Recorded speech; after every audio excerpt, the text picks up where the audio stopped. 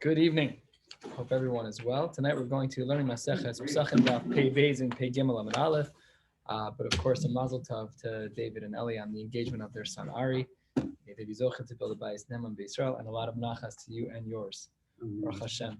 We're starting on the bottom of Pesachim Pei Aleph Amud Beis at a new Mishnah.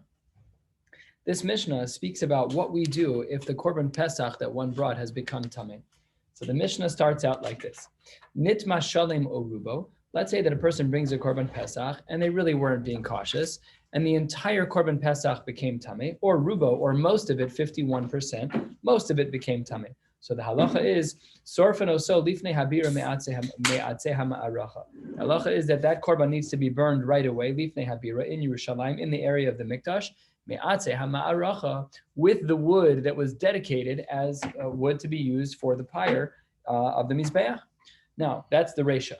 Nitma mi'uto vehanosar. Let's say only part of the Korban Pesach became tamei, or the Korban Pesach meat reaches its expiration date, and no vehanosar. Those don't have to be burned in the city, in Yerushalayim. Sorfen oso bechatzrosehem. They can be burned in everyone's backyards. O al gagosehen, on their roofs.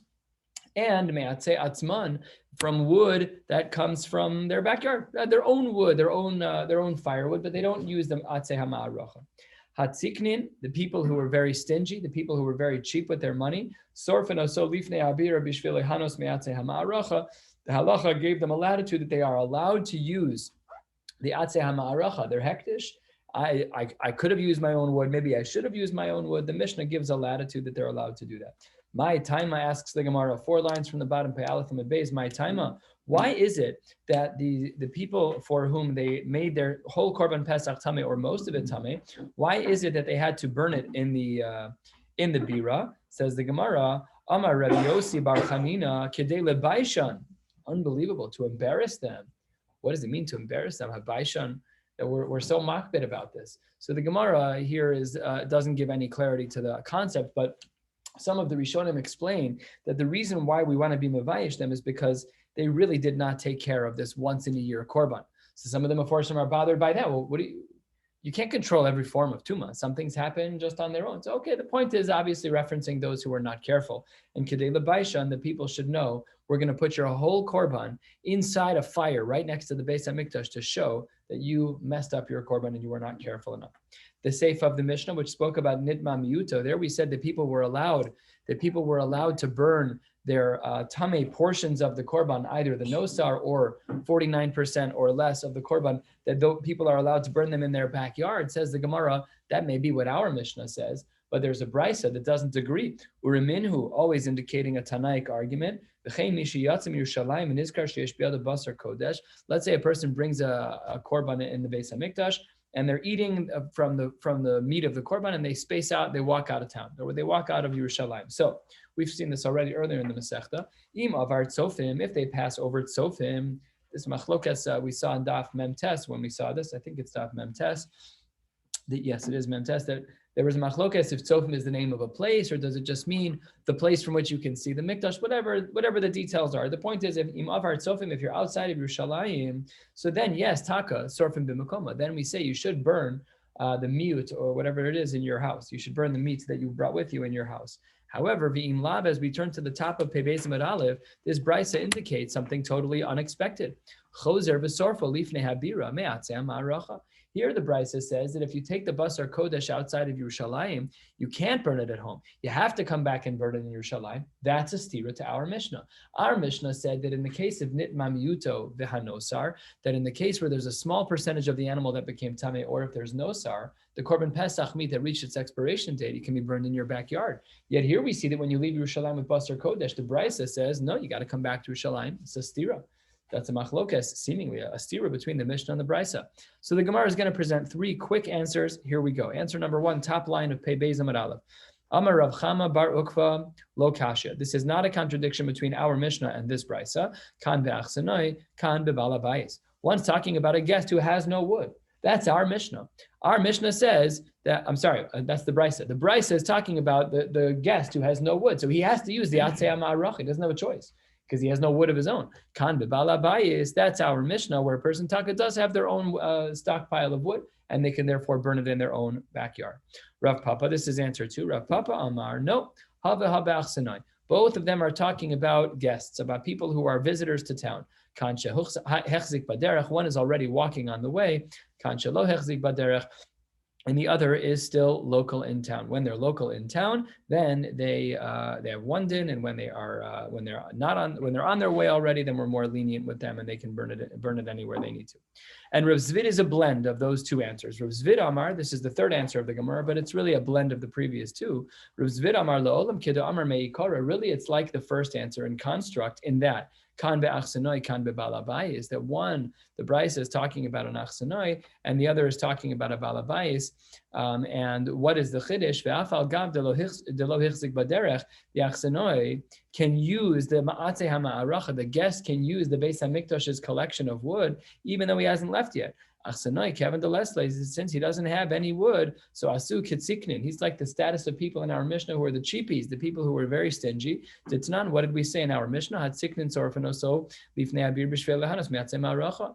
Just like the tziknin were allowed to use, the cheap people were allowed to use atzei ma'aracha, and achsanoi, a guest, has the exact same din. These are the three answers. Tanu Rabbanan, the rabbis bring a tosefta. The Gemara brings a tosefta of a similar din.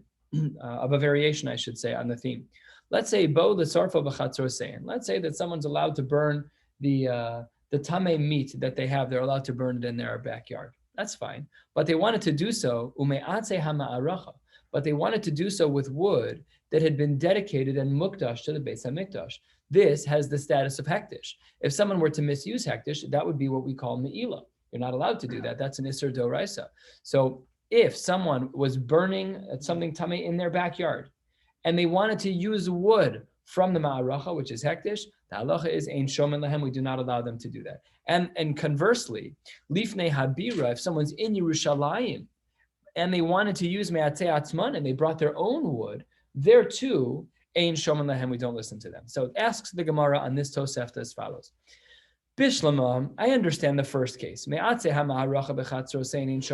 you're trying to use hektish wood in your own local backyard. That's a bad idea. Because Dilma Paishan Minaihu, maybe there will be some leftover wood. It's Atse Ma'aracha, so it's hektish. Maybe there will be some leftover wood. And maybe you'll end up using this hektish wood for non-hektish purposes. Let's say you're just using it to warm your house to cook a meal. That's an Isser Doraisa of Me'ilah Behektish. So obviously that makes sense. It's a logical concern that we're afraid for you to take the wood of the Atzeh HaMa'aracha that was dedicated, that was mukdash to the Beis HaMikdash. That wood should not be brought to your backyard. It's so easy to make a mistake. Don't do it. Ella, what doesn't make sense in the Tosefta we learned was the second case. Ella lifnei habira me'atzeh atzman. But why would anyone be opposed to me bringing my own wood from my own house? Who cares? Let me bring my own wood from my house to the Beis HaMikdash and burn my animal, which I made tameh. What's the big deal? Why can't I bring my own wood? I'll be makdish it. What's the big deal? So it says the Gemara, my time alo. What's the reason why the Tosefta indicates that one is not allowed to use their own wood in Yerushalayim instead of the Atzeh HaMa'aracha? Answers the Gemara, Amachlokes en ni'amoraim. Rav Yosef Amar shelo levayish es mi she'ein lo. In sharp contrast to the way we started, that we dafka want to embarrass people who are not careful with their Korban Pesach. Here we want to avoid embarrassing someone, but not as it relates to Tumah V'Tara, but as it relates to their socioeconomic status. It used to be considered, you have a lot of wood in your house, all right, you're a wealthy guy. So what's going to happen? I'm going to bring wood from my house, and someone who's of a lower means won't have enough wood. It's a busha for them. So people see me coming in with a satchel of wood from my house. The guy next to me is a pauper. So that's not nice. Or if Yosef says, the reason why the Tosefta restricts using personal wood at the Bira in Yerushalayim is because we don't want to embarrass people who don't have any money to bring their own wood. Rava Amar, third of the way down. Rava Amar mipnei hachshad. Here, what we're concerned about is the way things may appear. What might happen? Rashi explains this, but because we have to do a lot of Gemara tonight, I'm going to spare reading you on the inside. But take a look, if you'd like, 12 lines down in Rashi, mishum chashad. What he explains there is as follows. Let's say I bring 10 pieces of wood from home, and I use 8 of them. If I walk out with 2 pieces of wood, doesn't it look like I took from the Atzeh HaMa'aracha? That doesn't look so frum. So the Gemara says, what we're concerned about is if you bring your own wood from home, it's not hektish, and you use 8 out of the 10 pieces that you brought, and you want to bring your own wood home. It's not a problem. It's your wood, except that it looks funny. So Mibnei Achshad, the Tosefta says, that's how Rava explains. Mibnei Achshad, we were concerned that one should not bring their own wood to the mikdash. My Beinayu, what's the difference between the answer of Rav Yosef, who is being sensitive to those who have less money, and the answer of Rava, who was just basically highlighting a practical concern of how things appear? That maybe it'll look like you're taking from the Yatzei Ma'aracha. My Beinayu answers the Gemara, Ika Beinayu da'aisi kani v'chir yusa de lo chazi ma'aracha. The nafkamina would be is if I brought a type of wood, a very inexpensive, flimsy type of wood that isn't even eligible to be Yatzei Ma'aracha. We have standards in the mikdash. You can't use any piece of wood you want. It has to be of a certain quality. So this would be the nafkamina between Rav Yosef and Rava. According to Rabbi Yosef, who says Shelo Levaishan, so that's still going to be a problem because I'm bringing my cheap wood, but they don't even have that. But according to the answer of Rava Mibnei Achshad, if I walk away from the Ma'aracha with my own flimsy cheap wood that isn't even eligible for being Atzei Ma'aracha, that's not Chashad. And that's how the Gemara answers this question. And while we're on the topic of the Machlokas of Yosef and Rava, about whether or not there's Chashad or a practical concern, so says the Gemara as follows. Another Machlokas related to the Mikdash, but unrelated to this discussion. Tanan Hassam, we have a Mishnah that reads as follows. Rosh Hama'amad, the person, the Kohen who is in charge of all the Kohanim during a particular shift, al Shar HaMizrach. He would stand all of the Kohanim who showed up to their Mishmar, Tameh, or they became Tameh while they were at their Mishmar. He would stand them all on the eastern wall. Why did they do that? Says the Gemara, my taima, Amar Rav Yosef, Kedei Levaishan. Same as, this is the opposite answer that we saw earlier. Kedei Levaishan Dafka. You're showing up to your Mishmar, your once a year Mishmar, your twice a year Mishmar, whatever. It's so rare to get the job to be a Kohen. And you weren't careful enough to avoid becoming Tameh. That's crazy. You should have been more careful. So Kedei Levaishan. Rava Amar Mipnei Achshad. No, we stand them up there for the opposite reason. We don't want people to think that they were lazy. They showed up even though they were Tameh. We're standing people up, the Kohanim were Tameh up, so that people can see that these Kohanim, they're still interested in doing the avoda. They're still interested in doing their work. We didn't want to give an impression that maybe they were not interested. My Beinaihu, what is the difference between these two shitas of Kedei Levaishan and Mibnei Achshad? Ikebeneu Mefanke, those who are unemployed in Inami, or a similar case to Kagadil Shishura, people whose profession was to tie ropes. It was considered a very lowly profession, the braiding of ropes, and the nafkamina would be that Kedei Levaishan, so Kedei Levaishan would still apply. That would still apply. But Mibnei Achshad, to look lazy, these people they don't have a job, so it doesn't look so bad if they just go home. So that would be the nafkamina between the two answers. Next Mishnah, halfway down, Pei Beis Amud Aleph, says the Mishnah, HaPesach Sheyatza, O Shenitma, the Korban Pesach was removed from the location after the Shechita. The meat was moved to a place that it should not have been moved to, outside of the appropriate parameters, O Shenitma, or it becomes Tameh, Yisaref Miyad, it should be burned immediately. Nitmu Abaylim O Shemesu, what if there's nothing wrong with the animal, but it's Machmas Davar Acher, as Rashi writes that it's Machmas Davar Acher. The concern is not that, but the concern is that the Bailim either became Tameh or the Bailim died. So the halacha is, this is all Tanakama, to Ubar Tzuraso Visarif Vishisha Asar. To Ubar Tzuraso, we've seen earlier in the Masechta, is that the animal is dead now. The animal is dead now. It's been shechted already. We wait until it glosses over and looks dead, not just a fresh dead animal, which doesn't really look so dead, until I guess a little rigor mortis, whatever the details are. So by those animals, when it's a din and a tumas bailim, or that the bailim died, then we say to Ubar Tzurasa, we have to wait until it looks like it's dead. And then v'yisaref, we take this Korban Pesach, and when do we burn it? B'shisha Asar, on the 16th of the month, which is, at least in Eretz Yisrael, the first day of Chol HaMoed. You're not allowed to burn that on Yontif. You have to wait. Rav Yochanan ben Baroka argues. Rav Yochanan ben Baroka looks at the Tanakama and he says, Omer, Avzei Saref Miyad. Even this can be burned right away. No problem at all. We don't have to wait. You don't have to wait for Tu'ubar Tzuraso. If you she'ein lo ochlin, there's no one to eat this Korban Pesach because the owners died. And if you were to take a Korban Pesach and you were to shecht it shelo lo ochlav, and there was no one to eat it, or you made it for a chol or a zaken, they have no teeth, they can't eat it.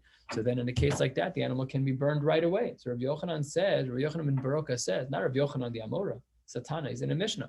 Rav Yochanan ben Baroka writes that lefisha ein lo ochlin, because there's no one who is able to eat it, it can be burned right away, no problem at all. You don't have to wait until the 16th. You don't have to wait until Ubar Tzuraso. You can do it even on the 14th before Yontif starts. So it says the Gemara as follows. I understand the first part of what the Tanakhama said. Bishlama tame. I understand that the Tanakama said that Osha nitma that yisaref miyad. If an animal becomes tameh, the halacha is by korban pesach, you burn it right away. And this, says the Gemara, makes sense to us. Bishlama. Why? Because Ksiv the pasuk writes, "V'abasar she'igad b'chol tameh lo yeachel ba'esh yisaref." Black on white, very simple. That it's going to be considered to be a tumah, needs to be burnt right away. Ella, what's a little more perplexing about our Mishnah is the first part of the Mishnah, the first few words. HaPesach sheyotza. What are the mari mekomos that indicate that if a korban pesach was brought outside of the appropriate halachic bounds, that it needs to be burned right away? Says the Gemara, Dichsiv, it's based on a pasuk, Hein lo huvayestama el hakodesh panima. Did you not bring the blood inside the kodesh? What is this talking about? And the Gemara tells a story. Amar lo Moshe le'Aaron. Moshe Rabbeinu says to his brother Aaron, Madua lo achaltem es hachatas. We have a korban here. Why didn't you eat from the korban chatas? Says Moshe to Aaron, maybe Shema nichnas dama lifnai v'lifnim. Maybe you took the korban pesach and you brought it into the heichal. Poskim here point out, the Meforshim point out, lifnai v'lifnim is unnecessary. It's not the kodesh hakodashim. It's even entering into the antechamber, just into the heichal. That would be a psul too. The language of lifnai v'lifnim is a little bit lavdafka. It just means into the heichal space. But Moshe says to Aaron, why didn't you eat it? Is it because you brought it into the holy of holies? So Amar lo lav. Aaron says back to Moshe, no, that's not the case. And from this next question, we'll see what our Mishnah is talking about. Amar lo, Moshe says to Aaron, maybe Shema chutz lemechitzasa yatzasa. Maybe the Korban Pesach was brought outside of its boundaries. Let's pause for a moment. What's Moshe teaching Aaron? You can't bring this korban outside of his boundaries. So Aaron responds to Moshe, Amar lo, la b'kodesh. It was in the right place. It was in the appropriate place where it should be, in a holy place, but not in the holy of holies and not outside of its mechitza. It's all good. It's perfect. So Amar lo, Moshe says to Aaron, Ibekodesh haisa, then I don't understand why you didn't eat it. If it wasn't brought into the inner chamber, madua lo achaltem osa. Now from this story, says the Gemara, Michlal, what can we imply from the dialogue between Moshe Rabbeinu and his brother and Aaron? Says the Gemara, Di'inafka, that if the meat was removed from its area past the mechitza, inami ayel, or if it was brought up into the kodesh kodashim, inami ayel dama lifnim, if the blood is brought into, then basreifahi, very good. So now we have a great marimakom. You said we didn't understand Tameh, we got a pasuk for that. We don't understand how the Mishnah got a marimakom, that if a korban pesach is brought outside of its mechitza, that it's going to be need to be burnt. Now we see from the story of Moshe and Aaron that it does need to be burnt. So says the Gemara, these sources are not all great. Bishlam, I understand the first pasuk. Bishlama nitma, in the pasuk that we started with, the pasuk in this Gemara, at the first line of the Gemara that says Babasar Asher Yiga, the Gemara says Bishlama nitma gali rachmana bekachim kalim. That din was taught by kachim kalim. What is a higher level of kedusha than kachim kalim? Kodshe kodshim. Now, if something is true by kachim kalim, which is less severe than kodshe kodshim, then it's certainly going to be true in the more chomer case. It's like kal v'chomer. If there is a sensitivity of tuma by kachim kalim, it certainly applies by kodshe kodshim. So it says the Gemara, kol shekain b'kodshe kodshim. That makes perfect sense. The pasuk that teaches me that we need sreifa when an animal becomes tameh was taught by kachim kalim, all the more so by kodshe kodshim, because it's even more sensitive to tuma. Good. Ela yotze, but in the case of yotze, in the case where Moshe and Aaron were dialoguing, that's what you want to use as the Mari Makom. You want to use the story of Moshe and Aaron to teach me that an animal that's yotze outside of the mechitza or into the kodesh, that the animal is going to be nisraf miyad. That doesn't make sense, because ashkechan only kodshe hakodshim. We only had the case in the chomer case. We only learned from Moshe and Aaron about a case of kodshe kodshim. But that doesn't teach me about the more lenient case of kachim kalim. So that's what the Gemara is bothered by, kachim kalim in olam. From that source, from the source of Moshe and Aaron, you cannot learn out that that if an animal is yotze, if it leaves its mechitza, that it's going to be nisraf.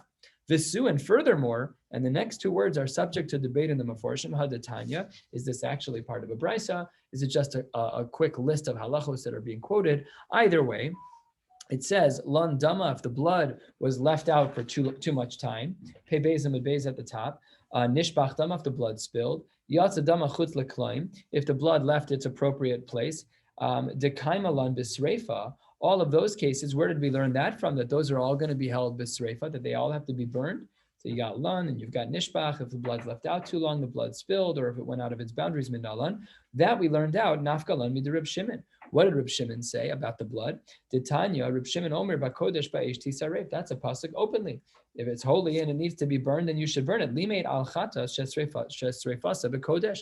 We learned about the korban chatas, which is kadshe kadshem, that it's sreifasa bekodesh. So it says the Gemara, continuing the brayso of Reb Shimon, ein li ela zu bilvad she'ar psule kadshe kadshem ve'imure kadshem kalim minayin.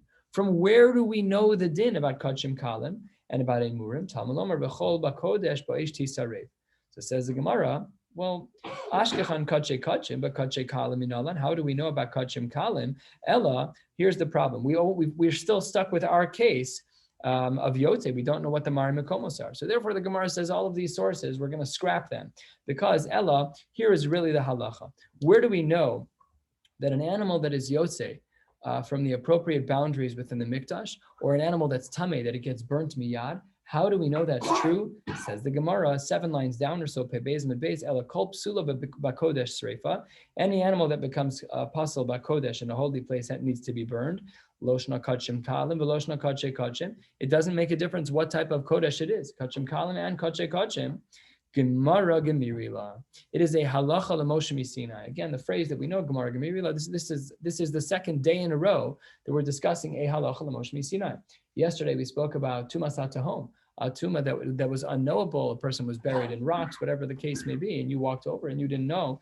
Here today we have another halacha l'Moshe Sinai, that anything that became tameh or was yatsa, that it left its boundaries, whether it's kachim kalim or whether it's kache kachim, the halacha is that it's halacha l'Moshe Sinai that they have to be nisraf miyad. Says the Gemara, what about the whole story you just told me about Aaron and Moshe? The chatas to Aaron. Why did you give me that whole dramatic story, the whole dialogue? Says the Gemara, we weren't trying to teach you the Mari Makom for Yotze. We were just having a conversation with you. We were just telling you a story. The Gemara brought it here as an attempted Mari Makom, but it was initially written just as a story, not meant to be the source, that if a Korban Pesach was moved out of its boundaries, that's not a problem. And then the Gemara has a side issue here. Ulatana debe Rabba baravuha da'amar afilu pigol taun ibor tzura. But wait a minute, we see some things, there's still a taun ibor tzura. Why would pigol need that? Why would it need ibor tzura? Why doesn't it fall under the parameters of this halacha l'Moshe Sinai? So says the Gemara, because it has a separate gzera shava.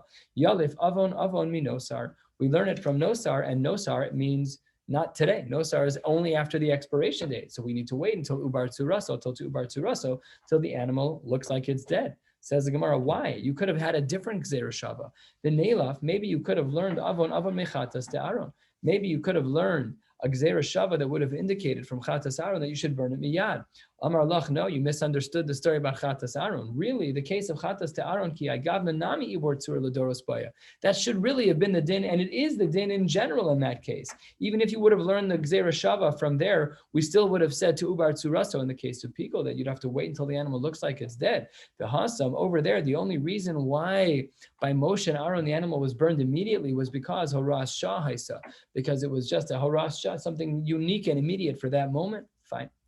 So then says the Gemara, you've explained why some of the other Mari Makomos don't work, but there still are some psukim we haven't answered for yet. Because now that you've told me that the din in our Mishnah is based on halacha l'Moshe Sinai, hashta de amrina, now that you've told me kol psule de kodesh b'sreifa, that anything that becomes tamei in the mikdash is going to be burned, loshna de kadshe kalim, veloshna kadshim kalim, sorry, I read that wrong, loshna de kadshe kadshim, veloshna kadshim kalim, it doesn't make a difference what type of animal it is. We said Gemara Gemirila. So now that we know that this is all based on a halacha l'Moshe Sinai, well then, bakodesh ba'ish tisaref lamali.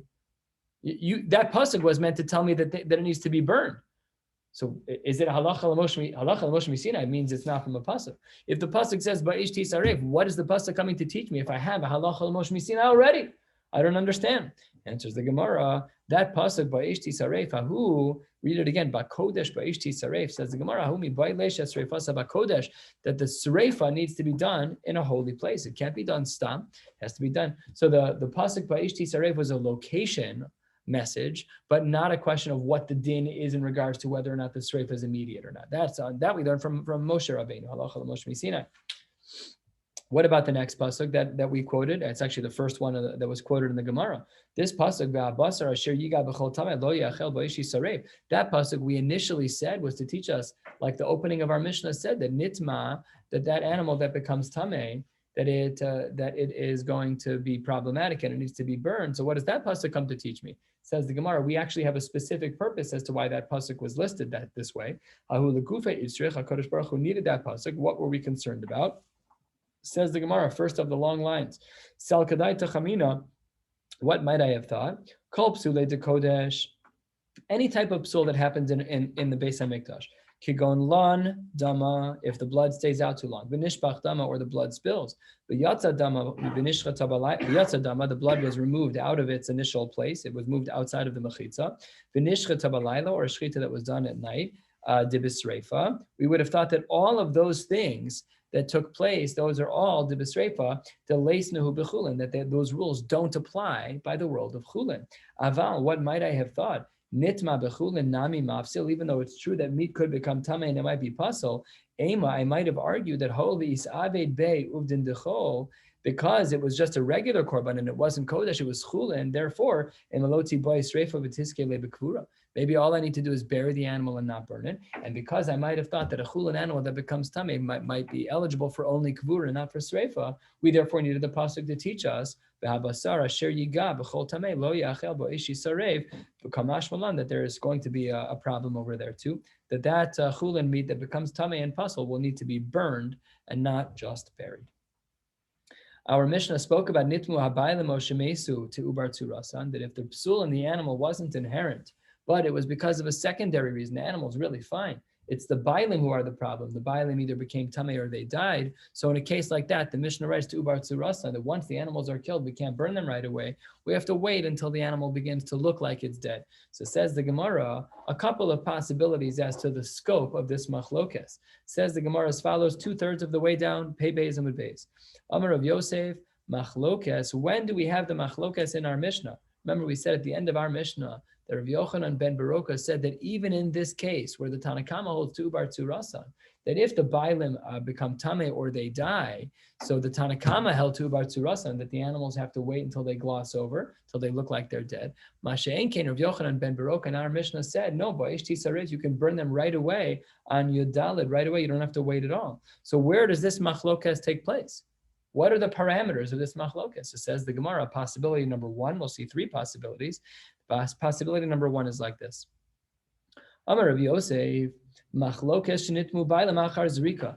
The machlokes is only if the bailam became tamei after the zrika sadam, because at that point, when immediately as the zrika was done, the ischazi basar le'achila, that's when the meat was at least conceptually eligible to eat.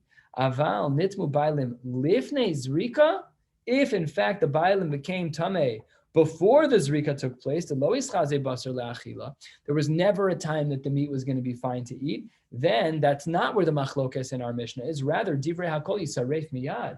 There, even the Tanakama, who would have otherwise says to bar tzurasa, you should wait a day, he would not say that here because we knew that the bailim died before the korban was brought. So that's approach number 1. But meisvei, that doesn't work. Approach number 1 doesn't work because we have a source in the Tanaim, which is a Tosefta. This Tosefta indicates not like this first version of Rav Yosef. What does the Tosefta say? Zehaklal, kol shepsulo begufo yisaref miyad. Anything that is an inherent psul needs to burn right away. Bedam ubebailim, if it's about the blood, or bebailim, which is what our Mishnah is talking about. If the bailim become tamei, to ubar tzuraso v'yetze lebeis hasreifa, first we have to wait and then we burn it. Okay, so says the Gemara the following. Katani, what did we learn? Baila dumya dadam, that the bailim and the dam were categorized together in this Tosefta that we just learned a line above, because it says bedam ubebailim, madam lifnei zrika. Just like the blood can be okay before the zrika, af bailim lifnei zrika. So we should have said it's to ubar tzurasa. That's what's going on here. B'damu b'bailim to ubar tzurasa. Both of them are the same. And if that's true, how can you say that l'divrei hakol yisaref miyad? This brisa, this Tosefta doesn't say that. Ella says the Gemara, you're right. We misunderstood Rav Yosef. Let's try again as to where the Tanakama and where Rav Yochanan ben Baruka argue. Itmar hachi itmar. This is what is going on here. Machlokes between the Tanakama and Rav Yochanan ben Baruka shenitmu bailim lifnei zrika. It's where the bailim became tamei before the zrika. That's where there is a machlokes. In such a case, the lo ischaze basar le'achila tahavalei kipsulo begufo. it's kind of sort of like a psul beguf, kind of, even though it's not. Even the zrika was done on with bailim who were pasul. So that's where there's a machlokas. Aval, everyone seems to agree that if nitmu bailim la'achar zrika, that if the zrika was done and then the bailim became tamei dischaze basar la'achila divriyakol psulo machmas davar acher ubaya ibor tzura. We'll be more lenient here, and we'll say that this is not such a psul beguf. It's a secondary issue. It's only about the fact that the bailim died afterwards. The shechita was done, the zrika was done. They became tamei afterwards. So the halacha would be, this is what Rav Yosef says, that there is no machlokas if the bailim became tamei after the zrika. Everyone would agree ubaya ibor tzura. The Rav Yochanan, the Amora gives another explanation about the scope of the machlokas in our Mishnah. Rav Yochanan Amar, afla achar zrika nami machlokas. And this is a version 3. According to the first version, we said the only machlokas is after. If he becomes tamei after, what was the first one? Yeah, the only machlokas is after. According to the second approach, the only machlokas is before, if the bailam became tamei beforehand. And here Rav Yochanan's more expansive, no matter what. Rav Yochanan says, afla achar zrika nami machlokas. Rav Yochanan was of the opinion that the machlokas between the Tanakama and Rav Yochanan ben Baroka in our Mishnah, about whether or not a case where the bailam died or became tamei, particularly where the bailam became tamei, where is that machlokas taking place? If we found out about this before the zrika or after, Rav Yochanan the Amora says it's both. The other Rav Yochanan the Taimei, and he is following his own reasoning. The Amar Rabbi Yochanan the Amora says, this is a little, you have to punctuate here. The Amar Rabbi Yochanan says, Rav Yochanan ben Baroka, Rav Nechemya Amru Davar Echad. Rav Yochanan ben Baroka and Rav Nechemya, they both say the same thing, that in these cases that the sreifa is immediate and there's no tu bar tzura, so there's no waiting. Rav Yochanan ben Baroka Hada Amra. Rav Yochanan ben Baroka, that's our Mishnah. In our Mishnah, he says that you do sreifa no matter what. Rav Nechemya Mahi, what's the source about Rav Nechemya? We know, of course, that an onain is a person who meso mutal alav. The halacha is that they have someone in their family who Rahman al-Atzlan that they have to bury, and the halacha is that they are be'aninus. The phase of aninus is one of the weirdest phases in halacha. We didn't put on tefillin the day before the day of my brother's funeral. We didn't put on tefillin. That's super strange. It feels very sacrilegious. It feels very strange. It is the din. There's a machlokas in the Rishonim between the Tosfos and other Rishonim. If a person's an onin, are they allowed to push themselves to put on tefillin? That's a machlokas Rishonim. And we paskin that you're not allowed to put on tefillin. You don't bench if you eat. You have to make brachos Rishonos because there's an isser. There's an isser to eat without a bracha. So it's only mitzvos I say that an onin. What? Aninus? No, it's an Isser Derabanan, but even though it's only an Isser Derabanan, we don't allow any Isser Derabanan. That there's never any leniency for this dispensation doesn't apply here. No, it's an Aseh Deoraisa. It's not a Los Aseh. So anything that's an Aseh Deoraisa or Derabanan, you're completely exempt. So benching is purely a mitzvah Aseh. But if you have something that's a blend of an Aseh and a Los Aseh, like a bracha rishona, all rabbinic. I don't mean asay and los asay on a biblical level, but brachos have, yes, the positive that you should ask Hashem for rishus, but it's also we say kol she'achal v'lo mevarech ki luma, whatever the language of the Gemara is, kol shenene v'lo bracha. That's the language ki luma. So it's a din derabanan, but it's an isser derabanan. So we do it. So fine. It's a very strange place. But anyways, by korbanos, this din comes up as well. Last two lines, pe beis and beis. Titanya Reb Nechemya Omer mibnei aninus. This person was not allowed to bring a korban. He was an onein. Nisr fazu. And the pasuk is quoted in Rashi here quotes this pasuk. What is the pasuk? Where is it? Let me see if I can find it quickly. I've tried to memorize this before. I kept forgetting. It's a famous pasuk. Lo achalti ve'oni mimenu. I was trying to remember the pasuk. In be'aninus, that's not allowed. You're not allowed to do that. You're not allowed to bring this korban. L'kach ne'amar ka'eda, to exclude the onain. So the last line says, but v'ha'aninus kila achar zrika havya. When the onain was to be involved in this process, if he became an onain, that's kila achar zrika. That's like it was after the zrika was done. And what do we still see by Rav Nechemya? V'chi istaruf, when it's burnt, la'alter nistaruf, it's burnt right away. So we see that Rav Nechemya and Rav Yochanan ben Baroka in our Mishnah are the same. As we turn to the top of Pei Gimel Amud Aleph, Rabbah tries to add another Tana onto the list of people who think that the sreifa should be immediate. Who is that Tana? Rabba Mosif Af Rabbi Yossi Haglili. Titanya, Rabbi Yossi Haglili Omer, Kol Ha'inyan Kulo. This whole section in Halacha, Rashi, take a look at an important Rashi that helps us to understand what's going on.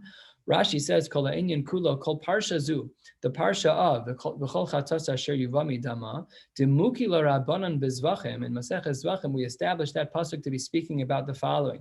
Bechatas Hachitzona, Shehichnis Dama Lifnim, V'zehu Psul Shelah. So that was a case where there was blood that was brought into the wrong place. So let's go back in the Gemara. So kol ha'inyan kulo, in regards to things that are being brought out of place, einu medaber el beparim hanisrafim, uvesi'irim hanisrafim, two types of animals that are to be burnt, lisrof psulehen abeis habira, v'litain losa se alachi lasan. So this brayser of Yossi Aglili seems to say that the sreif of a puzzle animal is going to be immediate. Amr lo the chachamim said back to Rav Yossi Aglili, chata shenichnas dama lifnai v'lifnim minayin. How do you know that an animal, a chatas, that its blood was brought into the Kodesh, it's brought somewhere that it should not have been brought? How do we know that's a psul in the first place? This is all within the context of this brisa. So we've already seen this quoted earlier, but this is all within one brisa. Amar lehen Rabbi Yossi Aglili answers the Rabbanan, hein lohu va'estama el kodesh penima. He says it's based on a pasuk. Michlal, what do we see from here?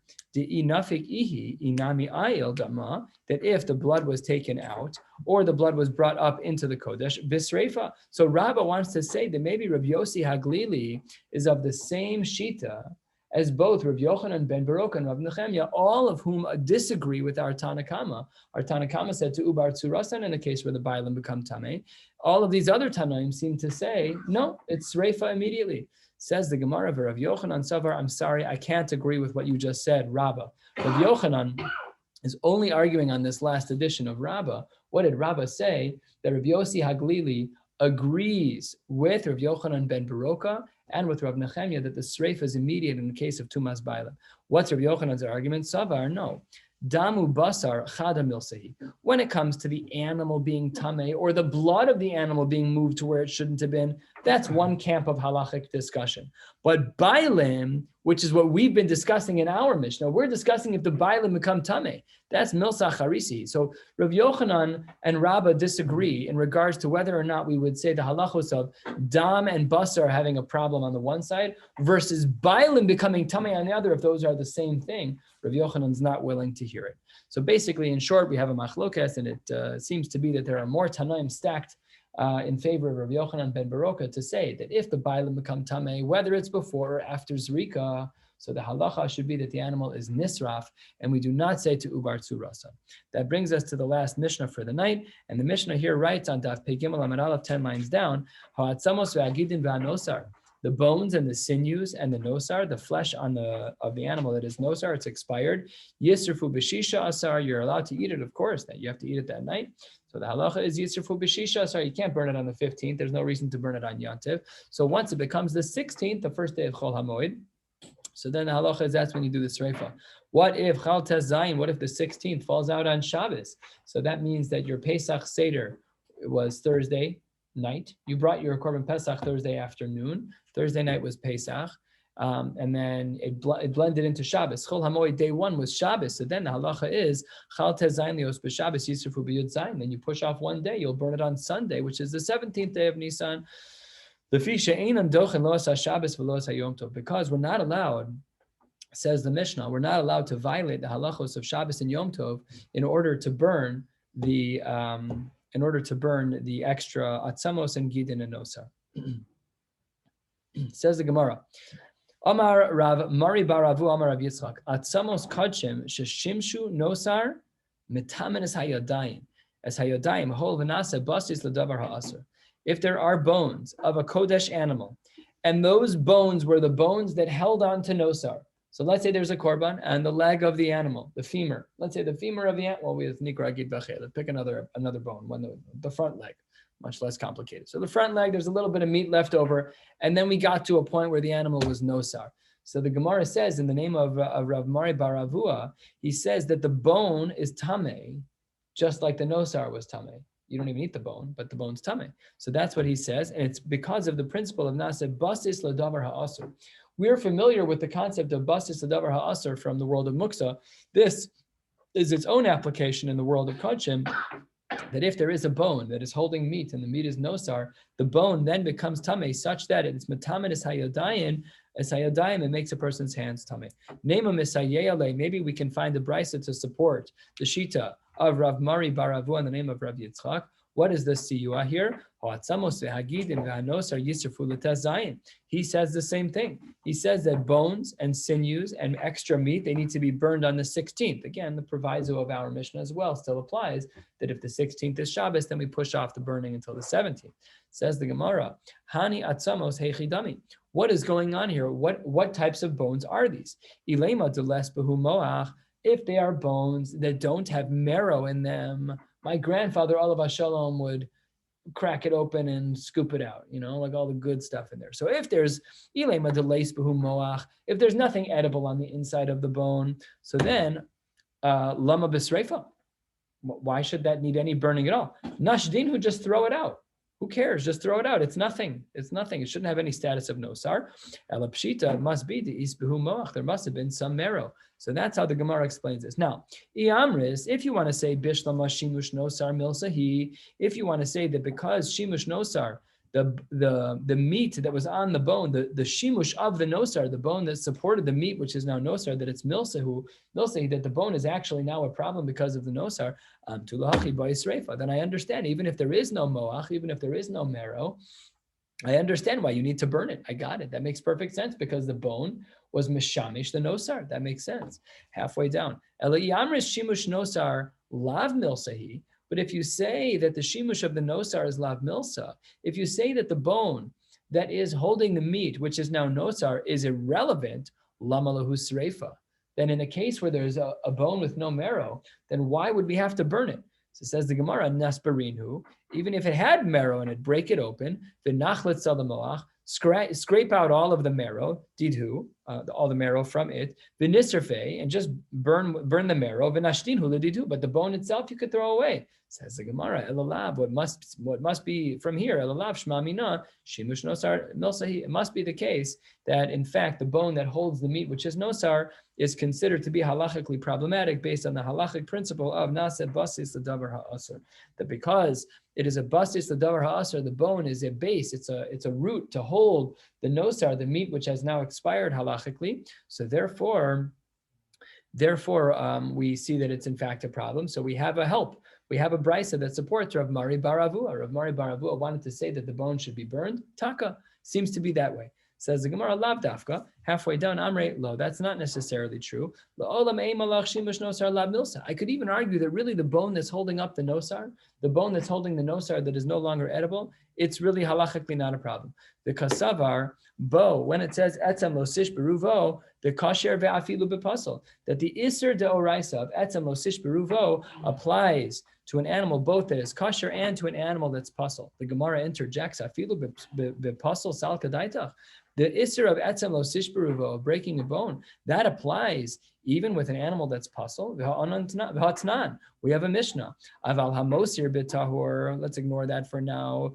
V'hashover b'tameh. Somebody who breaks the bone of a korban pesach when the animal's a tameh. What's the punishment? Nothing.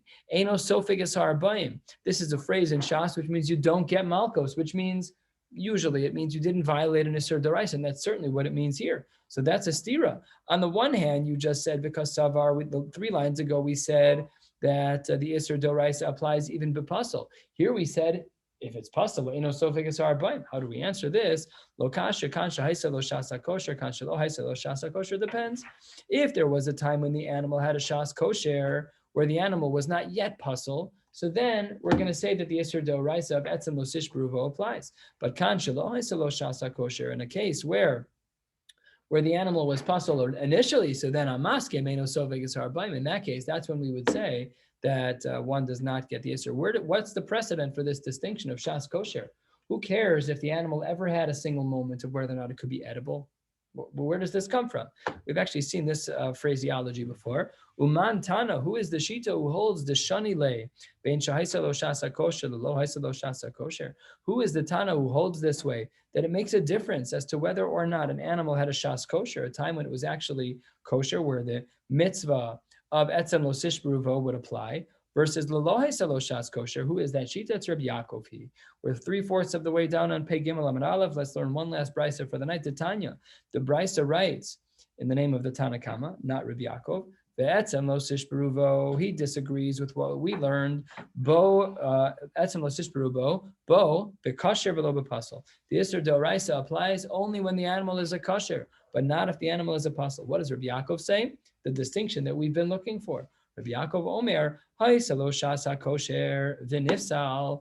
If in fact the animal was at one point edible and it became pasel only then, Yesh bo mishum shviras ha'etzem. This is explicit. We see the distinction that the Gemara wants to make exactly as listed in a brisa. Absolutely. Lo hay saloshas kosher ein bo mishum shviras ha'etzem. That if there never was a time when the animal was kosher, then we are not going to apply the Isser D'Oraisa of shviras etzem. Reb Shimon Omer, echad zeh ve'echad zeh, ein bo mishum shviras etzem. Neither of those cases would need that. And we will pick up tomorrow with his opinion starting from Meisvei, not tomorrow, but on Shabbos, whatever time that is, an hour before Mincha. Wishing you all a beautiful day. We'll pick up then.